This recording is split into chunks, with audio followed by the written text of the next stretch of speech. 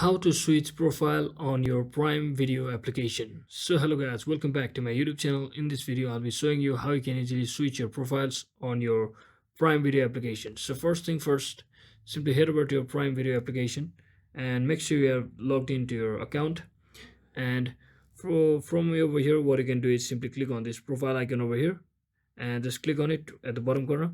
And once you see at the top there is an option called switch profile, simply click on it. It's a very simple matter.